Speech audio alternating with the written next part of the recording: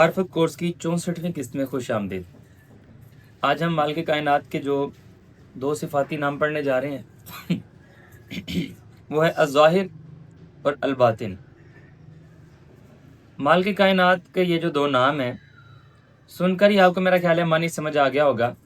ज़ाहिर का मतलब होता है जो सब पर आया हो, और बातिन का मतलब होता है जिसे कोई पा ना सके, यानी जो नज़रों के सामने ना हो, जिसे आप ढूंढने से भी ना पा सकें। जो मैं कर रहा हूँ ये मेरा ज़ाहिर है, और जो मेरे दिल के अंदर छुपा हुआ है वो मेरा बातिन है। जो आपने समझ लिया, जो आपकी आंखों ने पा लिया, आपकी अकल में आ गया, वो आपके लिए ज़ाहिर है, और जो आपकी अकल में नहीं आ सका वो आपके लिए बातिन है। ज़ाहिर का एक और भी मतलब होता है।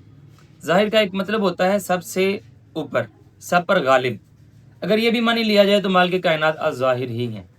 बल्कि इसका मानी समझने के लिए वो एक हदीस है, सही मुस्लिम में भी है, बुखारी में भी है। वो अगर आप पढ़ेंगे तो आपको काफ़ी हद तक समझ आ जाएगी। रसूल करीम सल्लल्लाहु अलैहि वसल्लम फरमाते हैं, अंतल अव्वलु फलैसा कब्लक शैउन। अल्लाह ताला को मुखातिब करके कहते हैं, अंतल अव्वलु फलैसा कब्लक शैउन, आप सबसे पहले हैं, आपसे पहले कुछ भी नहीं।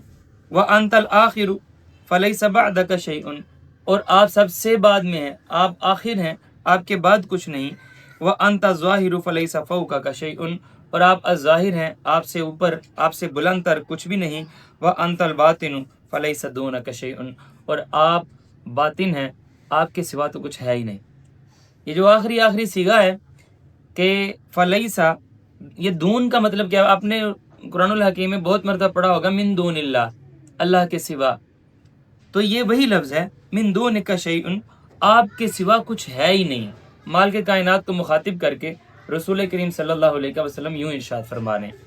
अगर आपको ये हदीस सामने रहे ना, तो आपको समझने में बड़ी आसानी हो जाएगी कि ज़ाहिर और अलबातिन का मतलब क्या है।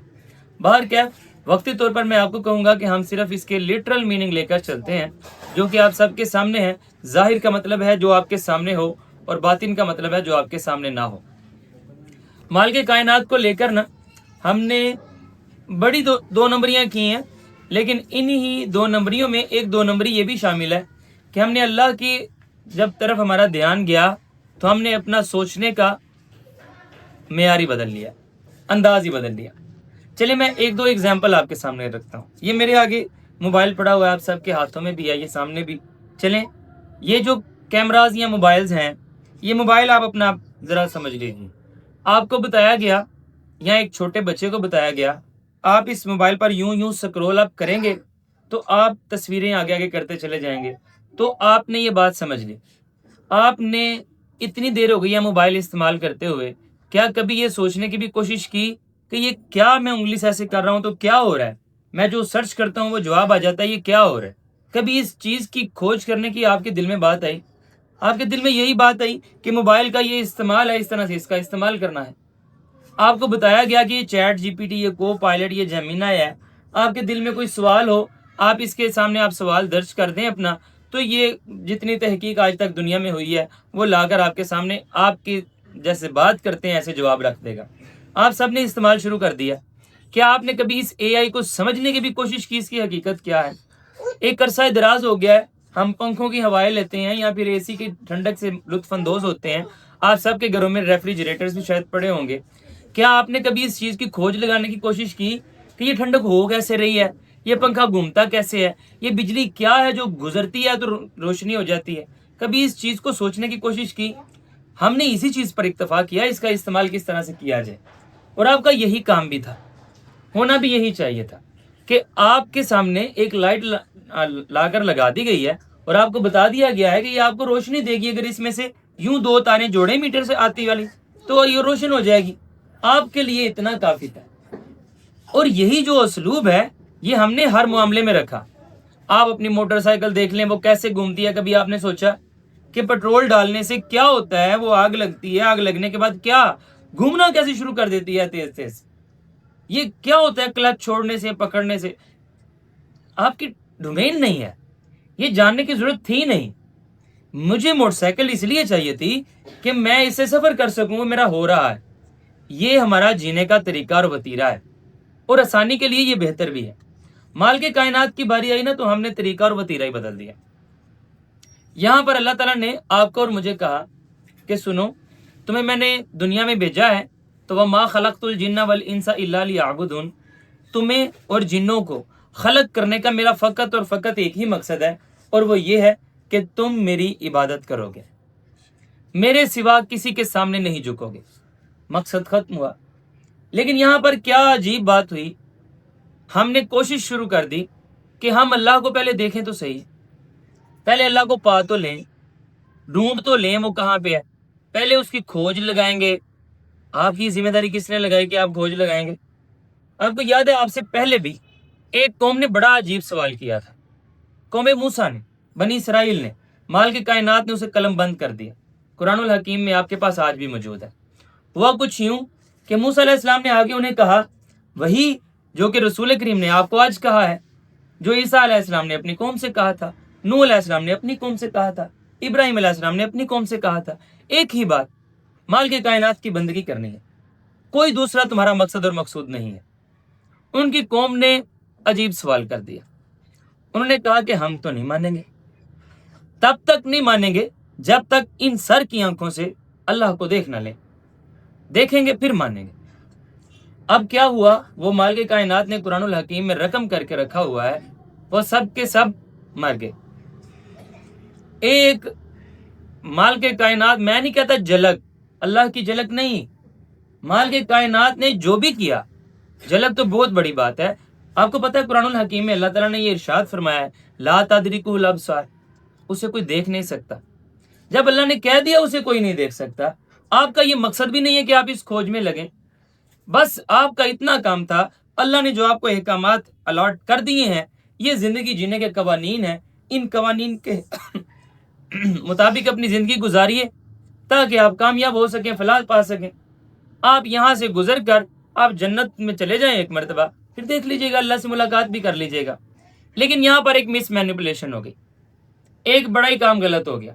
وہ غلط یہ ہو گیا کہ سوچنے والوں نے یہ سوچنا شروع کر دیا کہ باقاعدہ طور پر آپ نے شاید یہ روایت سن رکھی ہے کہ نہیں سن رکھی، کہ اللہ تعالیٰ نے چاہا میں ایک چھپا ہوا خزانہ ہوں، تو میں نے چاہا میں پہچانا جاؤں، تو میں نے اپنی اس چاہت کو پورا کرنے کے لیے انسان کو پیدا کر دیا۔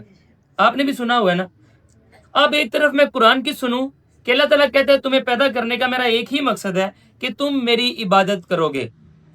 ایک اللہ تعالیٰ کو مجھ سے کوئی مقصد نہیں ہے، اللہ تعالیٰ کو کچھ نہیں چاہیے، اور دوسری طرف اللہ تعالیٰ کو محتاج بنا کر پیش کر دیا گیا کہ اللہ تعالیٰ نے تو اس مقصد کے تحت آپ کو پیش کیا ہے، آپ کو پیدا کیا ہے کہ اللہ نے چاہا مجھے کوئی جاننے والے ہی نہیں ہے، مجھے کوئی پہچاننے والے ہی نہیں ہے، تو پھر مجھے کوئی پہچانے بھی نہ، تو پھر آج تک کوئی اللہ کو ڈھونڈ تو نہیں سکا، کوئی اللہ کو دیکھ تو نہیں سکا باقاعدہ طور پر۔ یہاں پر ایک یہ مس مینیپولیشن ہو گئی، اور ہوئی کیوں؟ اس وجہ سے ہوئی کہ آپ کا دھیان اس طرف نہ چلا جائے کہ آپ کا مقصد اللہ کی عبادت کرنا ہے۔ باقاعدہ طور پر یہ تو ہمارے اشعار میں بات آ گئی کہ عبادت کرنے کے لیے کیا فرشتے کافی نہیں تھے؟ اگر عبادت ہی کروانی ہوتی تو کیا فرشتے کافی نہیں تھے؟ انسان کو کیوں بنایا؟ تو پھر یہ جا کے اللہ سے پوچھیے، اللہ نے تو یہ کہا ہے کہ میں نے تمہیں عبادت کے لیے پیدا کیا ہے۔ یہ سوال اللہ کے سامنے کیجیے، آپ سے پہلے ابلیس بھی کر چکا ہے کہ نہیں میں کیوں کروں، تو آپ بھی جا کے کر لیجیے تاکہ آپ پتہ تو چلے اس کی صف میں کھڑے ہیں۔ یہ جب اللہ نے ایک فیصلہ الاٹ کر دیا ہے کہ میں نے تمہیں ایک ہی مقصد کے لیے پیدا کیا ہے کہ تم فقط اور فقط میری عبادت کرو گے، تو وَمَا خَلَقْتُ الْجِنَّ وَالْإِنسَ إِلَّا لِيَعْبُدُونَ پڑھ لینے کے بعد یہ بات زبان سے نکلنا کہ کیا فرشتے کافی نہیں تھے اللہ کی عبادت کے لیے؟ اللہ کی قسم کافی نہیں تھے۔ اللہ کی ذات جتنی عظیم، جتنی بلند تر ہے، فرشتے کافی ہو جائیں گے کیا؟ وہ فرشتے کیا ساری مخلوقات اس کی عبادت میں لگ جائیں، کیا یہ کافی ہو جائے گا؟ کافی ہو جانے کا مطلب ہوتا ہے بس اتنا بڑا انہیں خدا حقدار ہے۔ جیسے مثال کے طور پر میں آپ کے یہاں مزدوری کرتا ہوں، آپ مجھے 200 روپیہ دیتے ہیں، وہ کوئی کہے یار یہ کافی نہیں ہے، اس نے کام زیادہ کیا ہے، تو پھر آپ مجھے 800 دیتے ہیں، 1000 دیتے ہیں، 2000 دیتے ہیں، 3000 دیتے ہیں، تو میں کہوں یار کافی ہے، اتنا ہی میرا حق بنتا ہے۔ تو جب کوئی ناہنجار بے وقوف یہ کہہ رہا ہوتا ہے کہ کیا اللہ کی عبادت کے لیے فرشتے کافی نہیں تھے، وہ اللہ کو خاک جانتا ہے۔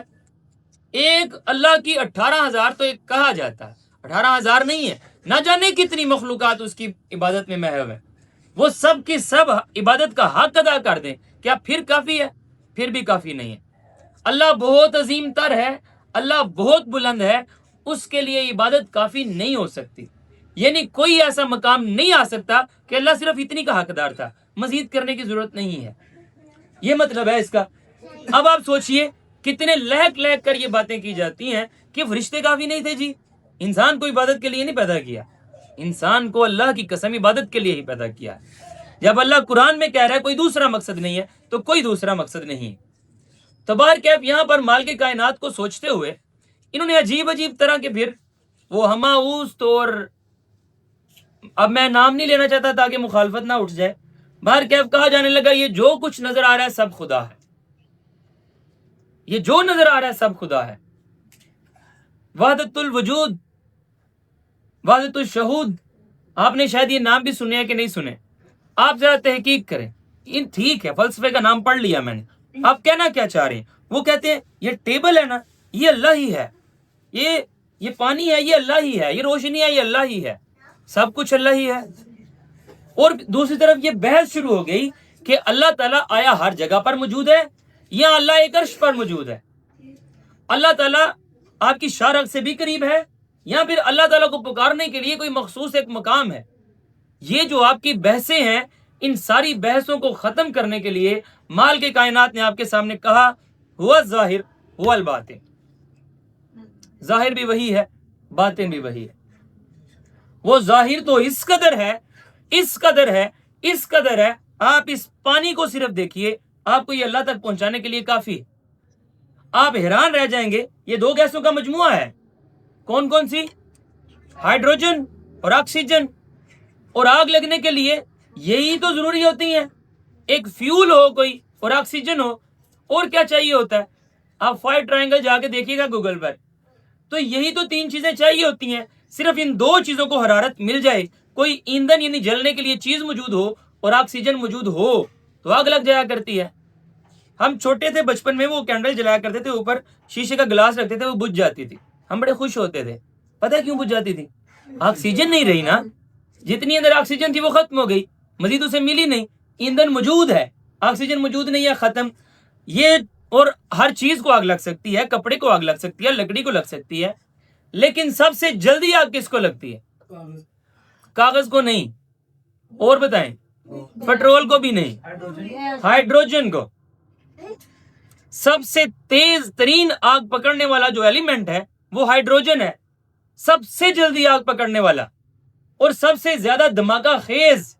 آپ کو پتہ ہے پہلے ایٹم بم ہوا کرتا تھا, اب بھی ہوتا ہے, لیکن اب لیٹسٹ ہائیڈروجن بم ہے, سب سے زیادہ تباہی مچانے والا. اب یہ سب سے زیادہ تباہ کن گیس ہائیڈروجن کو لیا اللہ نے, اور جلنے کے لیے ضروری گیس آکسیجن کو لیا, اور ایک ایسی چیز تخلیق کر دی جو آگ جلانے کے نہیں, آگ بجھانے کا کام کرتی ہے. آپ کوئی بھی چیز پکڑیں گے وہ آپ کو اس چیز پر قائل اور مائل کر دے گی. یہ ایک سوچی سمجھی, اس کے پیچھے ایک سکیم ہے, کوئی ہستی ہے جو اس چیز پر قادر ہے, وہ قوانین کو باندھ دیا کرتی ہے. آپ دودھ کو لیجئے, آپ کو سمجھ آ جائے گی گوبر اور خون کے درمیان سے یہ کیسے ہو گیا شفاف اور پینے کے قابل. آپ خون دیکھیں بدبودار, گوبر دیکھیں بدبودار, اور دودھ دیکھیں خوشبودار اور ذائقہ میٹھا.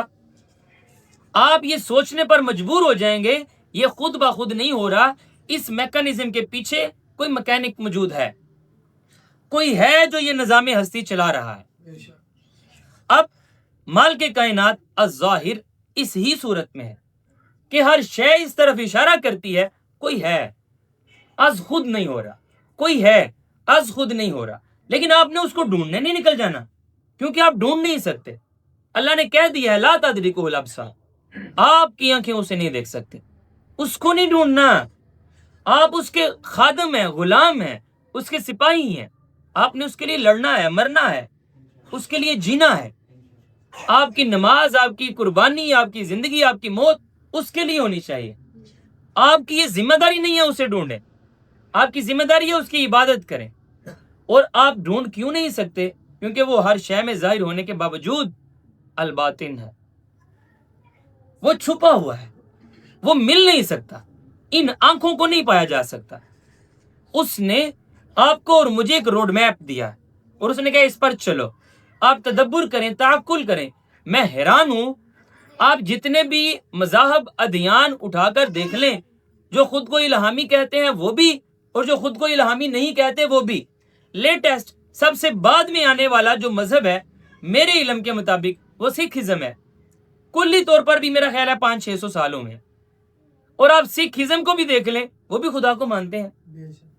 یعنی جو مذہب کی بنیاد تب رکھی جاتی ہے، کوئی الہامی ہو تو چلیں پھر تو اللہ نے رکھ دی، اگر کوئی غیر الہامی ہے، کسی شخص نے بھی اگر کوئی چیز کا اجرا کر دیا ہے تو بھی وہ کوئی فلسفہ ہی ہے نا، یعنی کہ سوچنے کی انتہا ہے.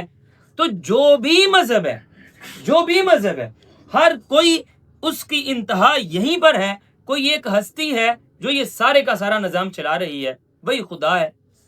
اب اسے خدا کہیں، گاڈ کہیں، لارڈ کہیں، اللہ کہیں، رحمان کہیں، رحیم کہیں، جو آپ نے کہنا کہہ لے، لیکن وہ ہے. حتیٰ کہ چھوڑیے، آپ اس طرف آ جائیے، ایک سائنس بھی تو دین ہے، دین ہی ہے نا. تو آپ سوچئے، اس میں بھی تو ایٹ دی اینڈ انرجی ہے، اسی کو ہی ہے نا کچھ کرنے کی صلاحیت. تو انہوں نے نام اپنا رکھ لیا ہے، سب البتہ ایک کو مان رہے ہیں. وہ ایٹ دی اینڈ جا کہتے ہیں وہ ایک ہے، وہ احد ہے، اکیلا، اس جیسا کوئی نہیں ہے.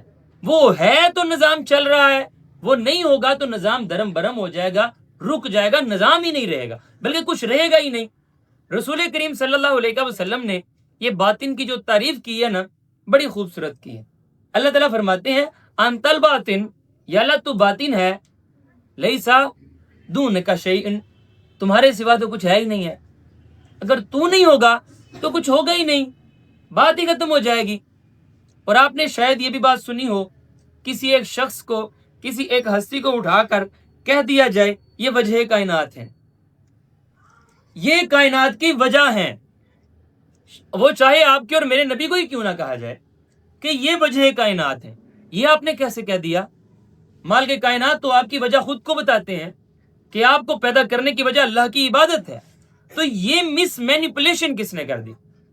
اب باہر کیا، اگر آپ کو ہلکا پھلکا سمجھ آیا ہے کہ مال کے کائنات الظاہر ہے اور وہ الباطن ہے، وہ ہر شے میں آیا ہے، ہر شے آپ کو پتہ دے گی کہ اس کے پیچھے ایک میکانزم چل رہا ہے، کوئی ایک ہستی ہے جو اس کو چلا رہی ہے. لیکن آپ ڈھونڈنے جائیں گے، آپ اللہ تک نہیں پہنچ پائیں گے. اور کبھی اپنی آنکھوں سے دیکھنے کی خواہش کیجیے گا بھی نہ، کیونکہ آپ سے پہلے ایک قوم یہ خواہش کر چکی ہے اور مال کے کائنات نے جواباً ان سب کو موت دے دی تھی. اور آپ کو پتہ چلے قوم کا کیا بات کرنا. موسیٰ علیہ السلام کو لیجئے، اللہ کے نبی اور پیغمبر، ایسی ہستی جو مال کے کائنات نے خود چنی ہے، کیا اللہ نے انہیں اپنا دیدار کروا دیا؟ نہیں کروایا. آپ لن ترانی کا آپ نے قول تو سنا ہی ہوا ہے نا، مال کے کائنات نے خود فرمایا کہ نہیں موسیٰ تم دیکھ نہیں سکتے. تقاضا ہے بشریت کا، اس دنیا میں رہتے ہوئے نہیں، یہاں پر مجھے دیکھے بغیر ہی ماننا ہے. دیکھے بغیر مانو، میرے مطابق زندگی بسر کرو، آؤ مل کر بیٹھتے ہیں. جنت میں سب سے بڑی بات یہ ہے کہ اللہ کا دیدار ہو جائے گا. باہر کیف مال کی کائنات الظاہر ہے، وہ ہر شے میں ظاہر ہے، اور وہ الباطن بھی ہے. آپ اسے پا نہیں سکتے، ڈھونڈ نہیں سکتے، آپ اسے دیکھ نہیں سکتے. آپ کو غیب میں ہی ماننا ہوگا اسے، اور غیب میں ہی ماننا ایمان کہلاتا ہے. آپ قرآن الحکیم کا آغاز ہی کریں گے نا تو وہ آپ کی اور میری خصوصیت یہ بتائے گا، یؤمنون بالغیب، یہ غیب پر ایمان لے آتے ہیں.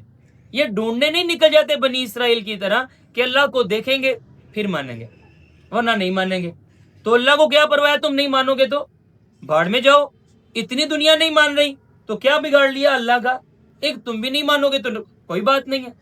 باہر کیف مال کے کائنات الظاہر ہے، یعنی ہر شے میں اس کی قدرت آیا ہے. ہر شے یہ اشارہ کرے گی کوئی ہستی ہے جو ایک قوانین جس کے کار فرمایا خون کی طرح گردش کر رہے ہیں پورے نظام کائنات میں. جو قانون آپ کو کہیں ٹوٹتے نظر نہیں آتے، یا کبھی آپ نے بھی قانون ٹوٹتے دیکھے ہیں؟ نہیں دیکھے. باہر کیف مال کے کائنات الباطن بھی ہے. آپ نے کہیں خود کو اس کھوج میں نہیں لگا دینا کہ اب میں اللہ کو دیکھوں گا تو مانوں گا. اللہ کو مانیں گے، اس کا دیدار تو ہوگا لیکن ان آنکھوں کے ساتھ نہیں. وہ جنت الفردوس میں مال کے کائنات کا دیدار کریں گے. لیکن ایک اس کا اور بھی معنی ہے. آپ جانتے ہیں کہ بندہ مومن مال کے کائنات کی تمام تر صفات کو اپنے اندر پیدا کرنے کی کوشش کرتا ہے. آپ نے مالک کائنات کو ظاہر اور الباطن ماننا ہے، تو اپنی ہستی میں، اپنی اس 6 فٹ 5 فٹ یا جو بھی ہے اس بت میں مالک کائنات کو ظاہر اور الباطن کا اعلان کیسے کرنا ہے؟ عملی طور پر میرا جو ظاہر ہے، میری آنکھیں کیا دیکھ رہی ہیں، میرے کان کیا سن رہے ہیں، میرے پاؤں کس طرف جا رہے ہیں، میرے ہاتھ کیا چھو رہے ہیں، میری زبان کیا بول رہی ہے، یہ تمام کا تمام میرا ظاہر ہے جو سب کو پتہ چل رہا ہے، یہ مالک کائنات کا تابع فرمان نظر آنا چاہیے لازمی طور پر۔ اور جو میرے اندر نیتیں ہیں، جو میرے ارادے ہیں، جو میرے دل کے اندر ہے، وہ میرا باطن ہے، مجھے پتا ہونا چاہیے۔ مالک کائنات الباطن، وہ جانتا ہے میرے دل کی کیا معاملات ہیں، تو لہٰذا مالک کے لیے باطن بھی حاضر ہے، مالک کے لیے ہمارا ظاہر بھی حاضر ہے۔ یہاں پر ایک چھوٹی سی میں بات ہمیشہ کی طرح ضرور کرنا چاہوں گا، باطن آپ کے اختیار میں دیا نہیں گیا۔ آپ نیک کام کرنے گزریں گے تو پہلا جو وار آپ پر ہوگا وہ یہی ہوگا، آپ کے دل میں ریاکاری آ جائے گی، دکھاوا آ جائے گا، آپ کا باطن پاک نہیں رہے گا۔ تو پھر کیا کرنا ہے؟ پھر کام چھوڑ نہیں دینا، پھر کرتے رہنا۔ اس چیز کی صرف دعا کر سکتے ہیں کہ یا اللہ میرے دل کو صاف کر دے، میری نیتوں کو صاف کر دے، یا اللہ میں ریاکاری کرنا نہیں چاہتا، پھر بھی ہو جاتی ہے۔ دعا کرتے رہیے، نیک کام جاری رہیے۔ آپ اگر ظاہر مالک کے لیے خالص رکھیں گے، باطن بھی اللہ کا ہو ہی جائے گا۔ باہر کیا آپ جانتے ہیں، قرآن ہر زبان پر کے نام سے ایک ہم چلا رہے ہیں اپنی سیریز بھی، تو آج میں نے آپ کے لیے جو ایک آیت سنی ہے وہ ہے سورۃ المائدہ آیت نمبر 99۔ کبھی آپ کو ایسا لگے نا کہ آپ جان بوجھ کر اپنے باطن کو آلودہ کر رہے ہیں، یعنی میں آپ کے سامنے کچھ کہہ رہا ہوں لیکن میں اپنے اندر کچھ پلاننگ کر رہا ہوں، میں آپ کے سامنے بڑا نیک بننے کی کوشش کر رہا ہوں اور اپنے اندر سے میں نیک دکھنے کی کوشش کر رہا ہوں، نیک بننے کی کوشش نہیں کر رہا۔ اگر یہ خیال، میں آپ کو ایک ویسے بات بتاؤں، آپ نے اپنا محاسبہ کرنا، آپ نے کوشش نہیں کرنی کہ آپ نیک دکھیں، آپ نے کوشش کرنی ہے آپ نیک بنیں۔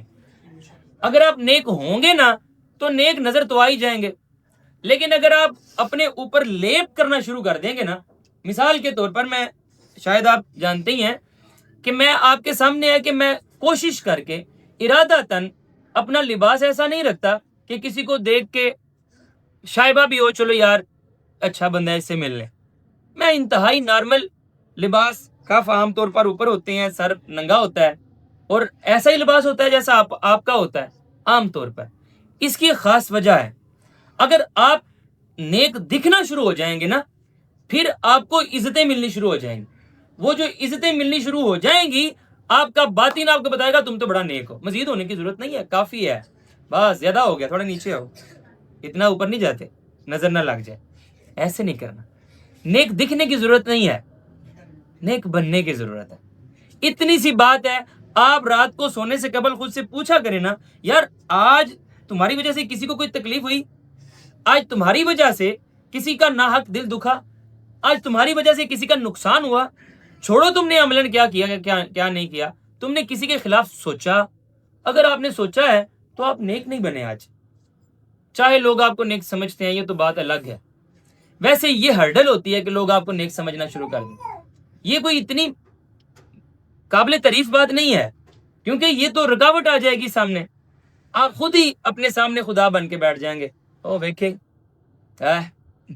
یہ جو بات ہے نا انسان کو مار دیتی ہے۔ اگر کبھی مالک کائنات آپ کو نیکی کی توفیق دیں بھی نا تو شکر گزار بن جانا چاہیے کہ یا اللہ تیرا شکر ہے، تو نے اس بندہ نا چیز کو موقع دے دیا، میں بھی جانتا ہوں میں کتنا گندا ہوں، مجھے پتا ہے میرا دل صاف نہیں، پھر بھی تو نے دے دیا، تیرا شکر ہے۔ باہر کیف، اگر کبھی ایسا ہو آپ کا باطن آپ کا ساتھ نہ دے، یا آپ ارادہ تن کسی کے لیے غلط سوچیں اور اوپر سے اسے میٹھے ہو کر مل رہے ہوں، یا آپ کسی میں یہ والی بات دیکھیں، تو آپ نے قرآن الحکیم کے ان الفاظ کو یاد رکھنا ہے اور اچھی طرح سے خود کو تذکیر کرنی ہے۔ موقع ملے تو اپنے دوست کو بھی۔ سورۃ مائدہ آیت نمبر 99، اللہ تعالیٰ فرماتے ہیں واللہ یعلم ما تبدون وما تکتمون، اور جو تم ظاہر کر رہے ہو اور جو تم چھپا رہے ہو اللہ خوب جانتا ہے۔ واللہ یعلم ما تبدون وما تکتمون، جو تم ظاہر کر رہے ہو اور جو تم چھپا رہے ہو اللہ خوب جانتا ہے۔ وہی اس کو دکھانا ہے، اس کو دکھانا ہے، وہ جس کو دکھانا تھا اس کو تو اندر بھی نظر آ رہا ہے، اس کو تو نظر آ رہا ہے اندر گند بھرا ہوا ہے, اوپر میں نے شوگر کوٹنگ کی ہوئی ہے. اگر اس کو نظر آ رہا ہے تو ان کا دیکھنا کیا میٹر کرتا ہے؟ کیا میں ان کے لیے بنوں گا؟ کیا میں اتنا چھوٹا ہو گیا ہوں, اپنی ہستی کو میں نے اتنا حقیر کر لیا یا جان لیا کہ میں اب ان انسانوں کے لیے یا پھر ان لوگوں کے لیے میں خود کو بناؤں گا؟ نہیں نہیں نہیں, اللہ کے لیے بناؤں گا اور ڈنکے کی چوٹ پر بناؤں گا. اگر کبھی آپ کا باطن آپ کے ظاہر کے ساتھ نہ ہو تو آپ نے مالک کائنات کی تذکیر کرنی ہے, اس کو یاد کرنا ہے, ان الفاظ میں خود کو نصیحت کرنی ہے, واللہ یعلم ما تبدون وما تکتمون, اور جو تم ظاہر کر رہے ہو, جو تم چھپا رہے ہو, سب اللہ کو پتہ ہے, اللہ سب جانتا ہے. پھر آپ نے توبہ کرنی ہے کہ یا اللہ میرے باطن کو میرے ظاہر کے ساتھ سنکرونائز کر دے, یا اللہ میرے باطن کو بھی پاکیزہ کر دے, میرے ظاہر کو بھی پاکیزہ کر دے. جس دن آپ کا ظاہر و باطن ایک ہو جائے گا, آپ کم از کم منافقت سے باہر آ جائیں گے. مالک کائنات آپ کو اور مجھے قبول فرمائے. ربنا لا تزغ قلوبنا بعد اذ هديتنا وهب لنا من لدنك رحمة انك انت الوهاب.